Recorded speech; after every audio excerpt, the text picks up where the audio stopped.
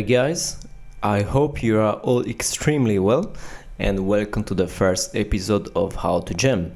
In this series we are going to explore how to improvise over some popular songs, and the first song I chose is I Would Rather Go Blind by Etta.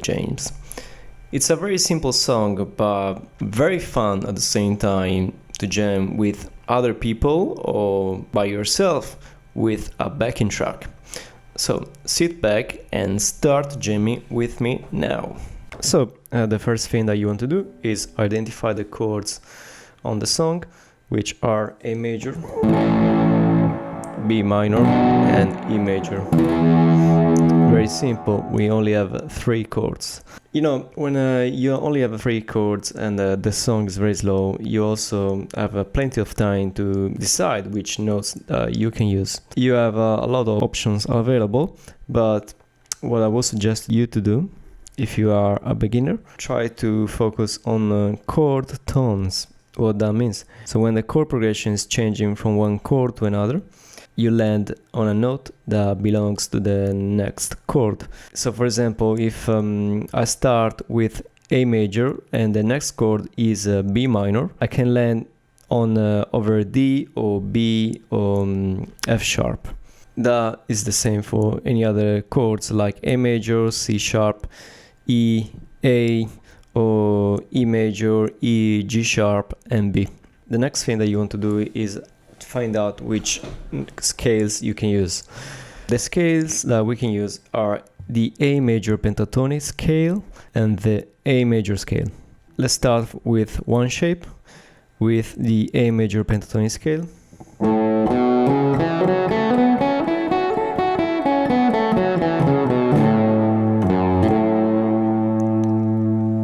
You do the same thing with the A major scale.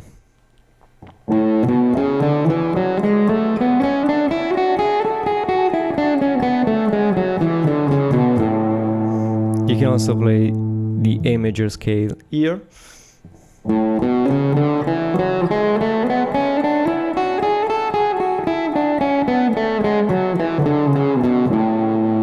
Obviously, you need to know as many shapes as you can. The other thing that you can do is trying to land the scale vertically and horizontally. So for example, if I want to practice the scale horizontally, I usually choose one string. So let's say I want to play the A major pentatonic scale over the B string.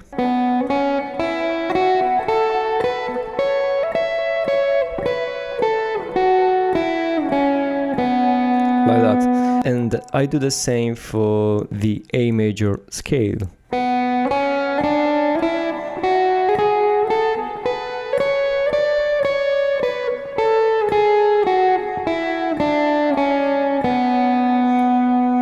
By the way, the A major scale contains 7 notes and the A major pentatonic scale contains 5 notes. You know, you want to try to learn as many shapes as you can, then be able to visualize every single note on the fretboard. So when I'm playing in A major, I can visualize, all the notes that we have over the A major scale. Once you obviously know that, you can then work on the chord tones. So basically, when I'm playing over A major, I use notes that belongs to the A major chord, but not just those ones, obviously. And then when I move to B minor, which is the next chord, I can land on a note that belongs to B minor. So let's have a look at a few licks I've used on my solo. The first one is this.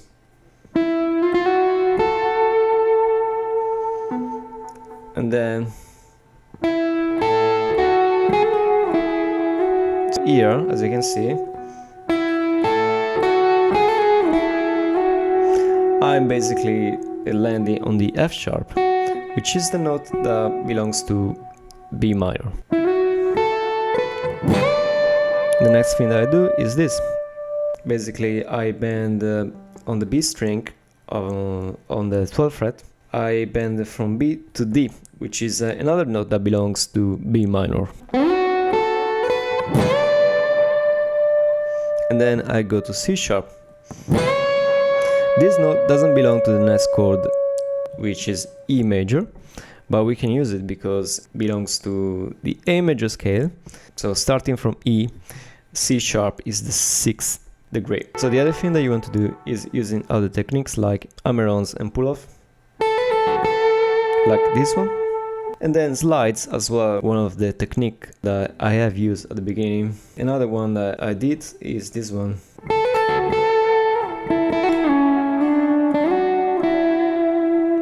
So basically, you know, when you use single strings, then you can also use slides like this one, which will make your solo sound very expressive. Another lick I have used is this one.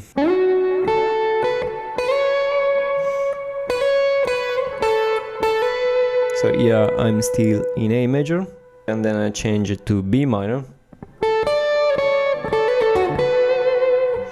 And the last lick I have used is this one.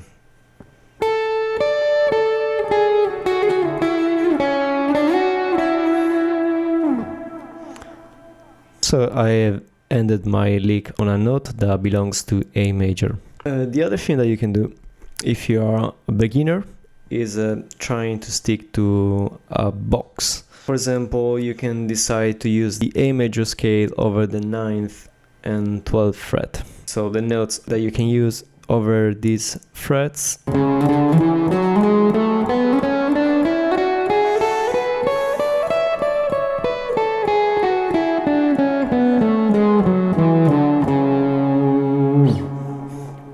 so for example,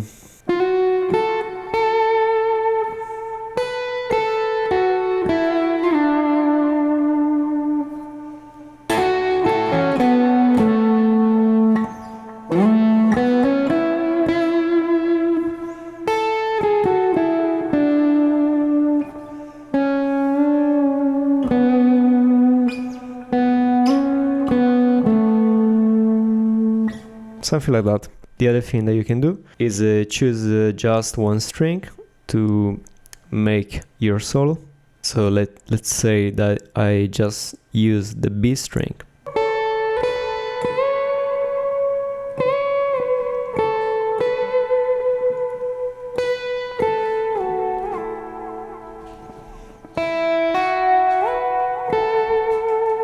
Something like that.